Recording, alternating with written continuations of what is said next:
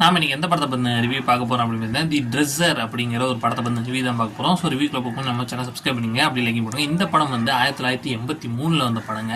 So இப்போ இந்த படம் வந்து தமிழ் டப்பிங்கில் அவைலபிளாக இருக்குது. ஸோ அதனால தான் பார்த்துட்டு கதை சொல்லிடலாம், அதை ரிவ்யூ கொடுத்துடலாம் அப்படின்னு சொல்லிட்டு வந்துட்டேன். ஸோ அந்த படத்துடைய கதை என்ன அப்படின்னு பார்த்தீங்கன்னா வந்து நம்ம ஹீரோ வந்து மேக்கப் ஆர்டிஸ்ட்டாக இருக்கார். யாருக்கு அப்படின்னு பார்த்தீங்கன்னா ஒரு புகழ்பெற்ற நடிகர் ஒருத்தர். ஆனால் இப்போ வந்து அவர் வந்து ஒரு சாதாரண ஆளாக தான் இருக்கார். ஸோ ஒரு சின்ன நாடகக்குழு வச்சுட்டு தான் நடத்திட்டு இருக்காரு. ஒரு காலத்து புகழோட உச்சிக்கே இருந்தவர் இப்போ இப்படி இருக்காரு. ஸோ அந்த நாடகக்குழுக்கும் பெருசாக வரவேற்பு இல்லை மக்கள் மத்தியில். ஸோ இப்படி அவர் லைஃப்பில் போயிட்டு இருக்கும்போது அவருக்கு ஏகப்பட்ட பிரச்சனைகள் இருக்குது. ஸோ அவருமே கொஞ்சம் சிடு அப்படிங்கிற ஒரு நடிகராக தான் இருக்காப்புல. ஸோ இதெல்லாம் எப்படி சமாளித்தார், இவருக்கும் அந்த நம்ம ஹீரோக்கும் மேக்கப் ஆர்டிஸ்டாக இருக்க ஹீரோக்கும் இருக்க பாண்ட் என்ன அப்படின்னு சொல்லக்கூடிய கதை. ஸோ இது வந்து ஒரு கதையாக பார்த்தீங்கன்னா இது ஒரு சைக்காலஜிக்கலாக பல விஷயங்கள் இதில் பேசியிருந்தாங்க. நீங்கள் படம் பார்த்தா புரியும். ஒரு புகழோட உச்சியிலேருந்து ஒரு சாதாரண இடத்துல இருக்க ஒரு ஹீரோ, ஸோ அவருக்கு உதவியாக இருக்கிற நபர்கள்னு சொல்லிட்டு அப்படி ஒரு சைக்காலஜிக்கலாகவே நிறைய விஷயங்கள் பேசியிருப்பாங்க. எல்லாருக்குமே அது பிடிக்குமான்னு தெரியல, பட் எனக்கு இந்த படம் பிடிச்சிருந்துச்சு.